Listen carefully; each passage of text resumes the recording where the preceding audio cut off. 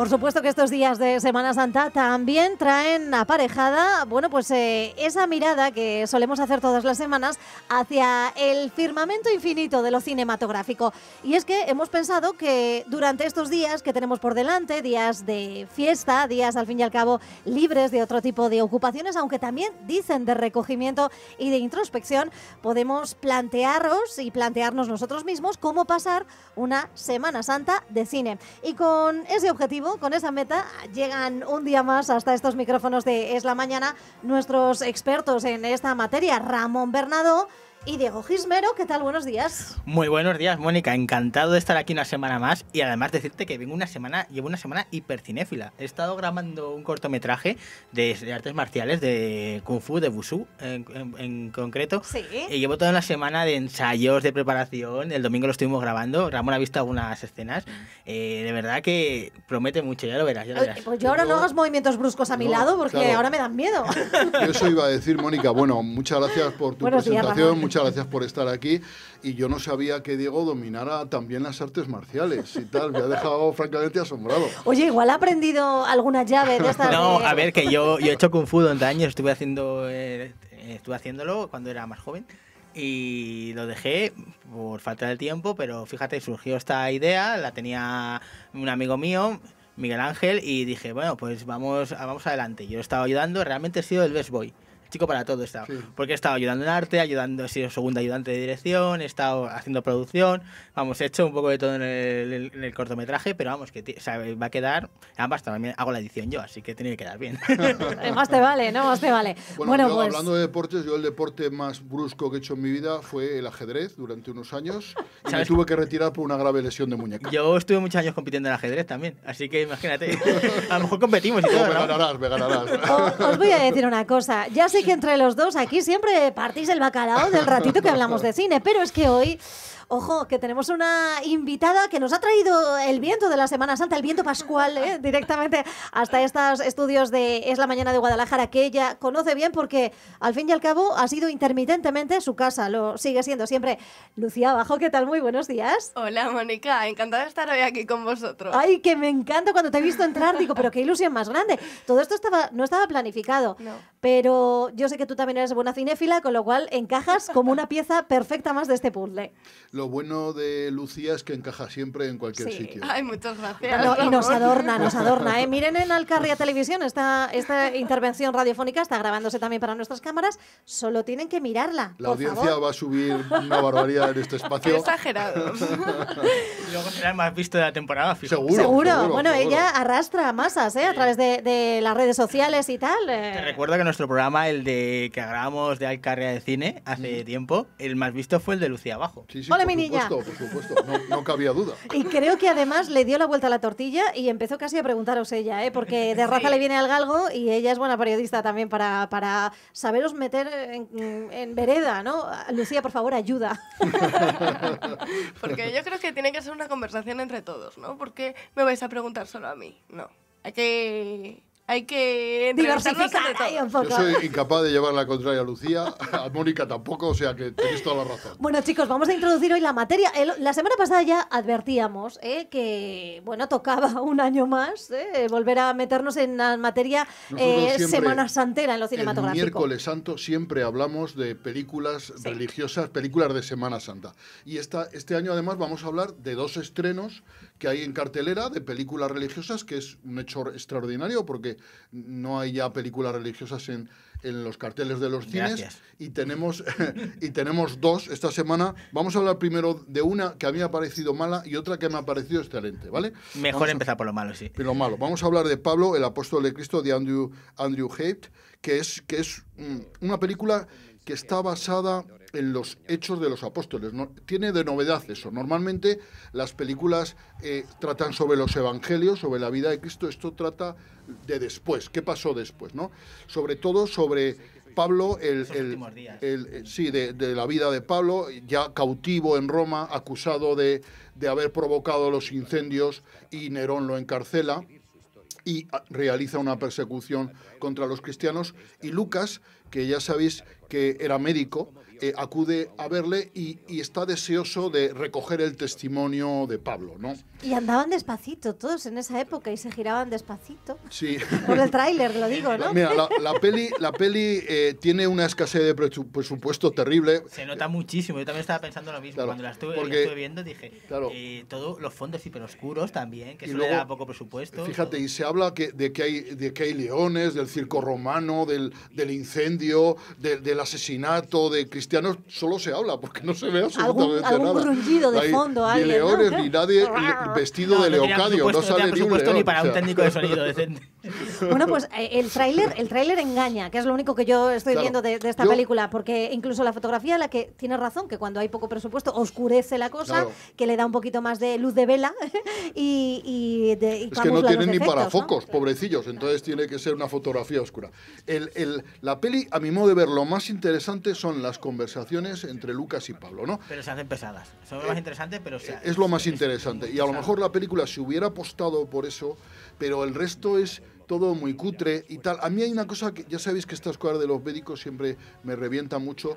El hijo de un preboste romano está enfermo, la hija, mejor dicho, enferma desde hace tiempo, acude Lucas como médico para verla y nada más verla es capaz de diagnosticarle una rara enfermedad que solo había visto un caso en su vida, así a simple vista, a ver, era un apóstol.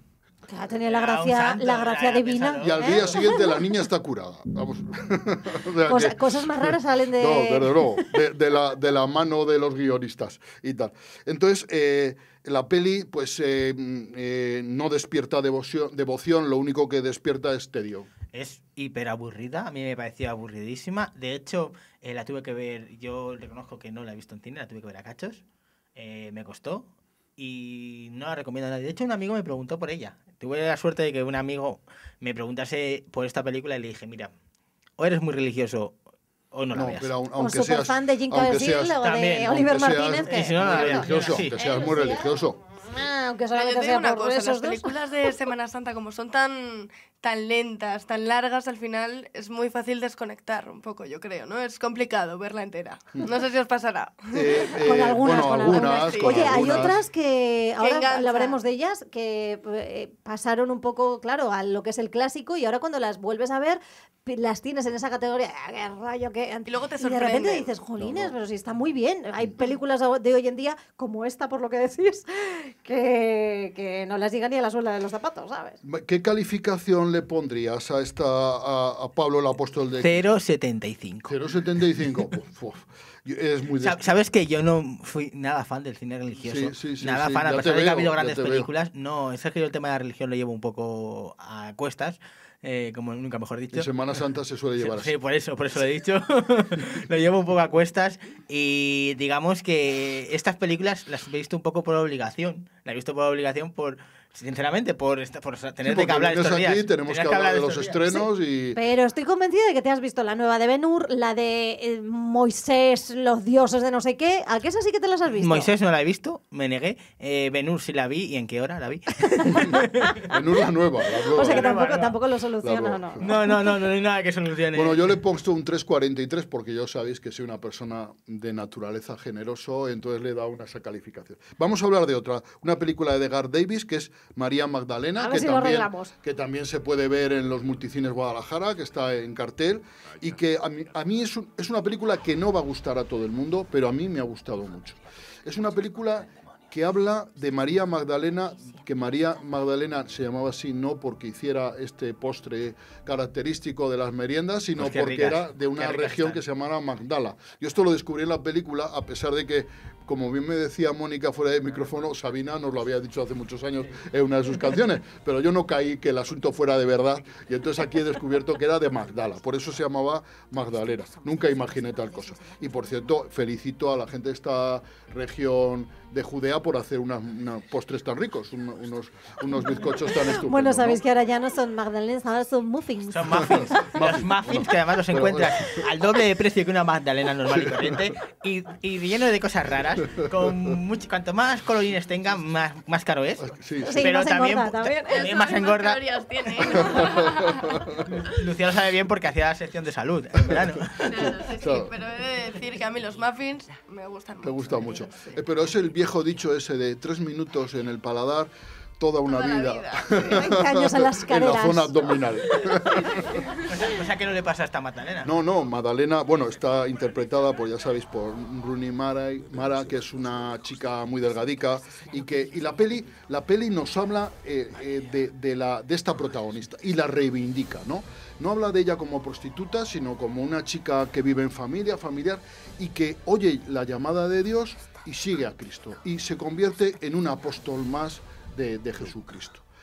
Jesucristo está interpretado por Joaquín Phoenix, que como siempre hace de sufridor profesional, y entonces es un Cristo que no comprende muy bien el ambiente que le rodea, que no comprende muy bien cuál es su misión, y María Magdalena en cierto modo le abre los ojos y le enseña cómo es el mundo, le enseña a comprenderlo y le enseña también a encontrar su camino.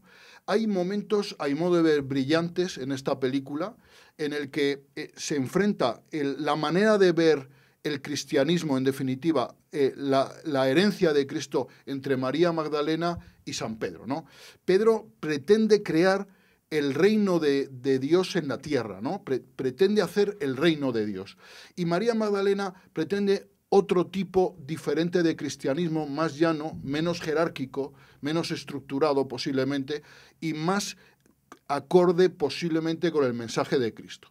Entonces, esta es una película que a mi modo de ver, para místicos, plantea estas cuestiones que son muy interesantes, ¿Te ¿no? puedo hacer una pregunta para los no tan místicos?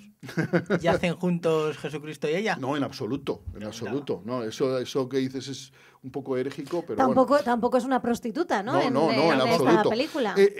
Ya sabéis que parece ser, esto es una cosa que en la peli no se dice, por supuesto, que es a partir del siglo VII después de Cristo, cuando un papa declara que María Magdalena era una prostituta. Eso parece ser que no está claro que en las escrituras figure como tal.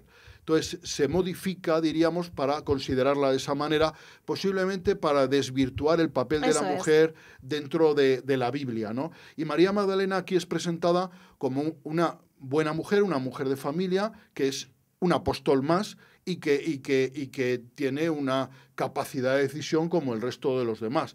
Desde ese punto de vista es feminista, además presenta también a las mujeres de la época pues con capacidad de decisión, con voluntad propia, y de hecho hay un momento en el que Cristo les predica a ella expresamente, guiado un poco por la mano de María Magdalena. Vamos, que digamos que prácticamente es la película más feminista que hay en la cartelera y tiene Pues, a lo mejor sí. tiene a cosas lo el mejor sí. asunto para que sea una religiosa la más A mí, feminista. Me alegro a mí mucho. os digo que me ha Me alegro gustado muchísimo. mucho. Es que a ver, vamos a diferenciar una cosa. Aquí es verdad que se habla de religión porque bueno, pues trata un poco de esos personajes que han marcado pues a toda una religión como el cristianismo, Claro, ¿no? claro. María Magdalena, Jesús de Nazaret, pero no olvidemos que estamos hablando de historia, o sea, es una mirada hacia atrás de la historia que además nos trae curiosidades que no datan de ese momento, sino nos traen mucho más cerca, por ejemplo, esos evangelios apócrifos, supuestamente de la mano de María Magdalena, encontrados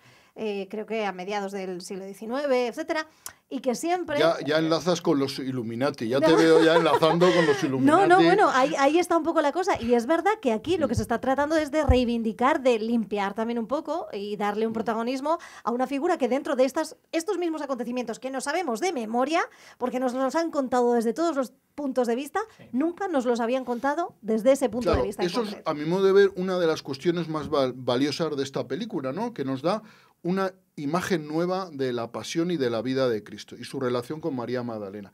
Luego la peli a mí me gusta mucho cómo está rodada, porque está rodada, diríamos, en dos perspectivas. Una muy cercana de primeros planos y otra muy lejana, de planos generales muy amplios, ¿no? En el que a veces vemos a pequeños... Aquí sí que había presupuesto, ¿no? Aquí había más. La peli está rodada en Sicilia. Que el paisaje que se nos ofrece es un paisaje muy agreste, pero al mismo tiempo muy bello, muy enérgico, ¿no?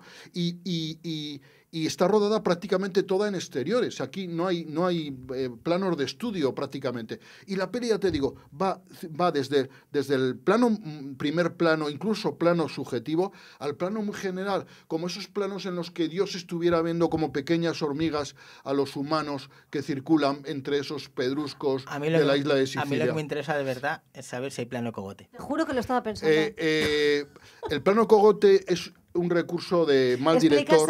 Explícaselo a Lucía, que igual no sabe lo que es el plano cogote. No, pero Lucía sabe lo que es el plano cogote. Es un MacGuffin que tenemos en esta sección. No, el plano cogote es un plano que últimamente se obstinan en sacar algunos directores que pretenden ser autor, que es sacar a un individuo por detrás viéndose el plano de la nuca, ¿no? Cuando eso es lo más anticine que puede haber. Si tú quieres sacar a alguien desplazándose, haces un traveling y lo sacas mirando el traveling, la cámara delante o en un lateral, pero no detrás haciendo plano cogote, que eso es plano de bajo presupuesto, pero que de penoso. Nada es anticine y no es un plano de bajo presupuesto, Ramón. Es un plano novedoso para la gente que le gusta ese tipo de cosas, que puede no gustarte, pero no digas que es de bajo presupuesto, porque de hecho hacer el plano cogote es más difícil hacer entender muchas veces que hacerlo un plano de frente. Lucía, yo lo hago posta porque se pican un montón con este tema, entonces les solo saco, les azuzo y ahí les lanzo. Yo no soy fan del plano cogote tampoco, pero lo respeto. Mira, el plano cogote, el primero que sacó plano cogote fue Jean-Luc Godard al final de La Escapada. Al final de La Escapada, que es una película rodada prácticamente sin presupuesto, y entonces sacó el plano cogote de una chica hablando en un coche, ¿no? Rodó una escena de dos, y él puso la cámara detrás, se sentó en el asiento de detrás y grabó un plano cogote, ¿no? Ese es el primer plano cogote de la historia del cine. Nació sin presupuesto, sí, eso es verdad. Claro, sí, entonces ese es el plano cogote. El plano cogote, por favor, no plano cogote, ¿vale? Entonces, esta peli, que es una peli muy bien rodada por un director, un chico joven, que se llama Garth Davis, míralo aquí, que tengo aquí su foto en el blog, es una peli sin plano cogote, adiós, gracias. Nunca mejor dicho. Bueno, pues lo tendré en cuenta para mis futuras películas, el meter planos cogotes en tu honor. De hecho, lo llamé los planos Ramón. No, el plano Ramón nunca será eso. Será, en todo caso, el antiplano Ramón. Antiplano Ramón. Oye, pero es por en plan gracioso. Y esta peli, además, otra virtud que tiene es que no tiene voz en off, cosa que siempre, ya sabes, me desagrada especialmente, porque es un recurso cinematográfico. A ver, en lo de la voz en off también estoy de acuerdo, aunque hay veces que queda bien justificada, pero en eso estoy de acuerdo contigo. Mira, hay una cosa... puntuación de María Magdalena, que yo todavía le pongo un 7,23. Ostras, muy buena puntuación. Wow, te ha gustado bastante, yo no le daría ni un 3, pero mira, sí, enhorabuena.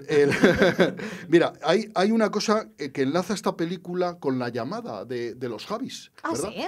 Claro, que es que María Magdalena recibe la llamada de Dios. En los Javis también, Macarena Gómez, efectivamente, iba a decir. Macarena García, siempre nos confundimos.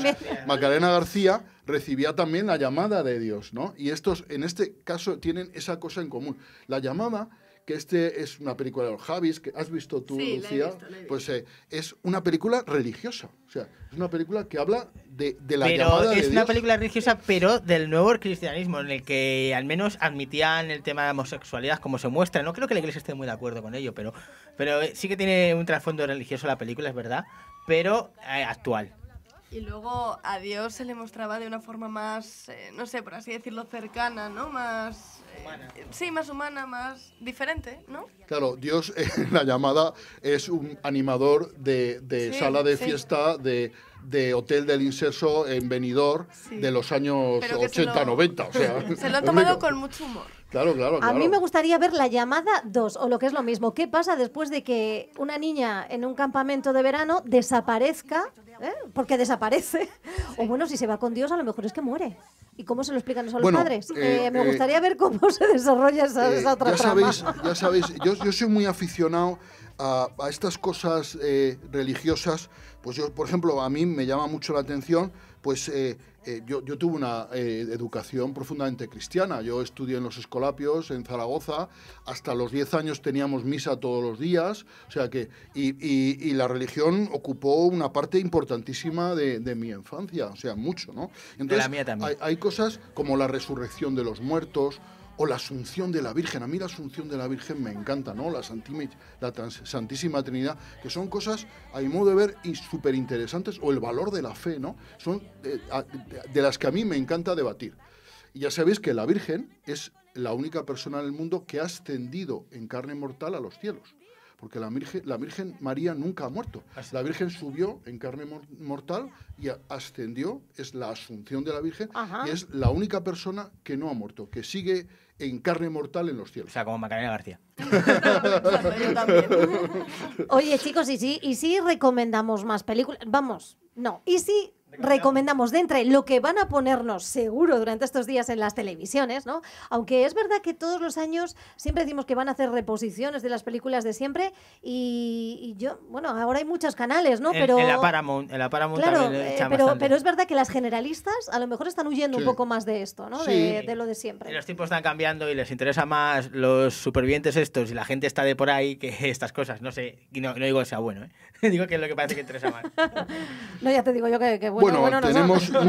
muchos clásicos de Semana Venga, algún Santa. clásico que os guste. El clásico de los clásicos es Ben-Hur. Y además es que le tenemos, que todavía se acuerda la gente, ¿no? De por aquí, ¿no? De haberlo rodado en los entornos de... Sí, yo me acuerdo, vamos, estaba yo ahí viéndolo. No, esta no se ha rodado parte de alguna de las escenas, o fue Espartaco. Es Espartaco. No, pero es también ha Espartaco. habido otras, en Iriepal y en... Ya lo veremos, ya lo buscaremos. Iriepal es que ahí se Iriepal y rodó Tarracena. Espartaco. Espartaco no es en sí mismo una película religiosa, porque es antes de Cristo y es una película revolucionaria, habla de la revolución de unos esclavos.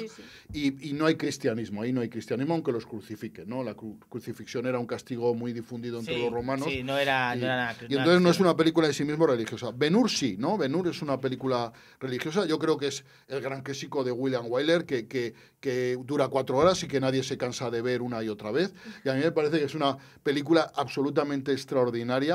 Además, explica muy bien para los amantes del mundo latino, del mundo romano, explica muy bien todo lo de los gladiadores, cómo funcionaba el mundo, el Senado romano, cómo funcionaban las centurias romanas, las legiones romanas, todo eso lo explica muy bien, ¿no? Y bueno, y tenemos el plus de que fue rodado aquí en Guadalajara, en las llanuras de Iriepal se rodaron esas escenas majestuosas en las que se cogió al ejército español y se le disfrazó a unos de romanos y a otros de esclavos para que se movilizaron. Y a los vecinos de la localidad, que son los que digo que todavía se acuerdan, y ¿no? de esos voluntarios rodajes. que y tal, pues se movilizaron más de 7.000 personas. Qué barbaridad. Se construyó, Kubrick, que es el director de Espartaco, erigió una torre de 20 y tantos metros de andamios para dirigir el movimiento de las tropas. O sea, que aquello fue un auténtico espectáculo. Mira qué ¿no? pasada. Es que estamos viendo, ¿sabes?, alguna de las imágenes de las Son que hablas. impresionantes. Y, oye, perdona que ahora, volviendo un segundo, ¿por qué tengo la imagen de Carmen Sevilla como María Magdalena? No, Carmen Sevilla hizo de María Magdalena en la película ¿no?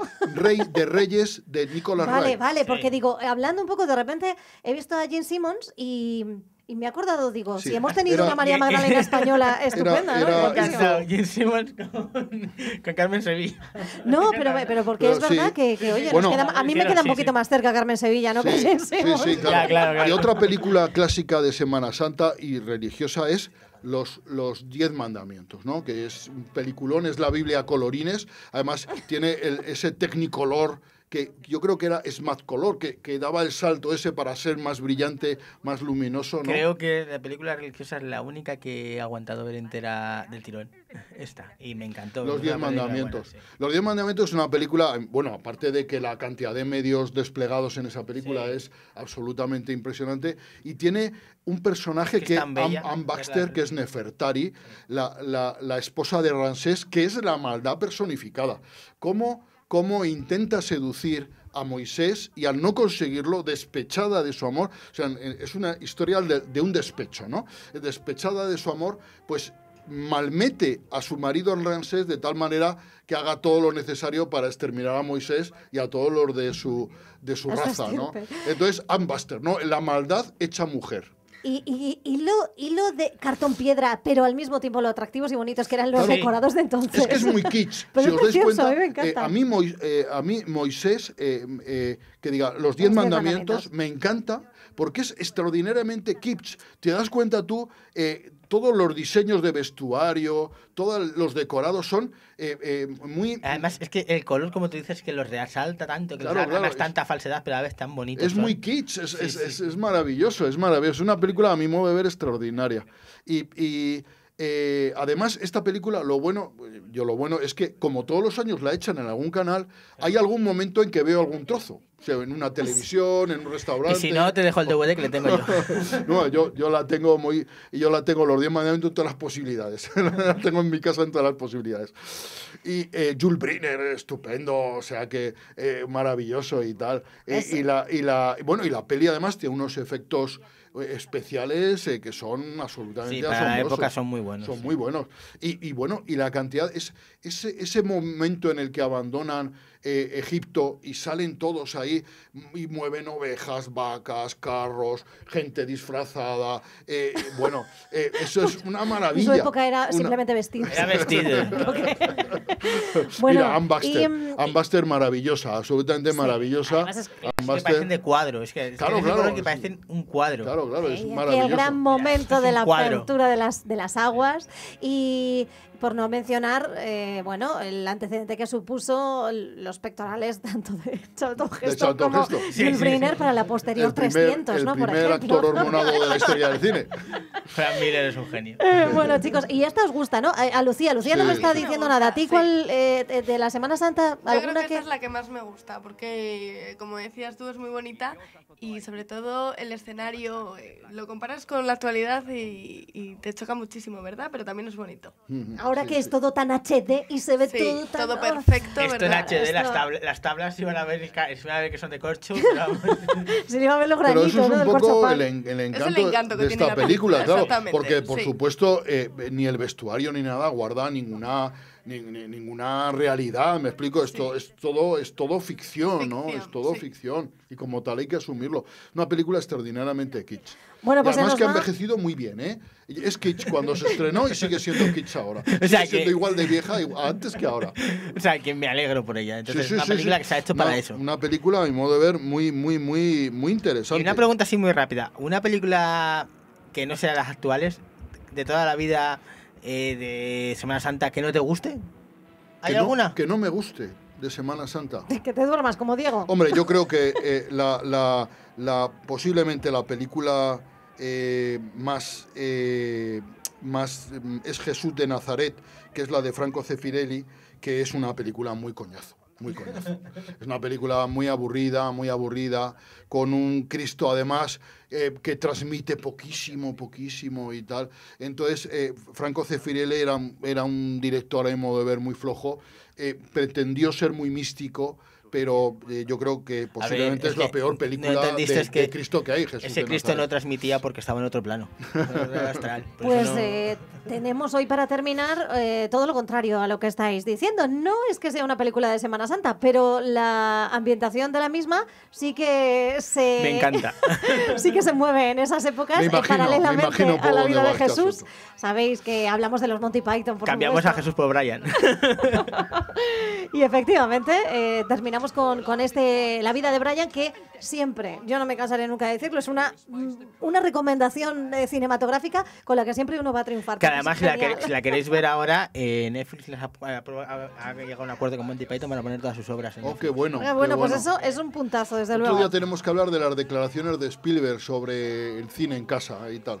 Que tenemos que hablar de Spielberg, claro que sí, que Sí, viene sí. Ready Player Bueno, One, o sea que hablaremos de también... eso también. Spielberg y de Cannes. el Festival de Cannes, Sí, que sí, ya sí, no sí. permite las estrenos de Netflix. Ya han dicho que nada. Eso ya la semana que viene, que entre Sí, sí. otras cosas tendremos a Ramón ya en capilla para irse al Festival de Málaga, ni más ni menos. Ya estoy haciendo la maleta. Estaréis contentos, ¿no? Habéis hablado tanto que Lucía, la pobre, casi no podía meter baza. No, pero además me ha servido para aprender un montón de películas de Semana Santa. Lucía, te agradecemos mucho, pero de nosotros nada bueno se puede aprender.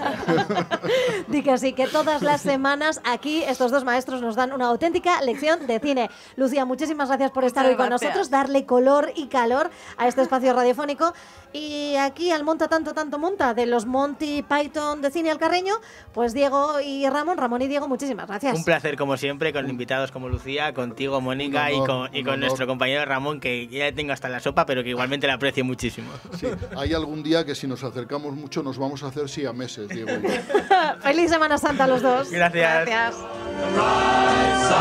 you got to lose? You know, you come from nothing, you're going back to nothing. What you lost? Nothing. Nothing will come.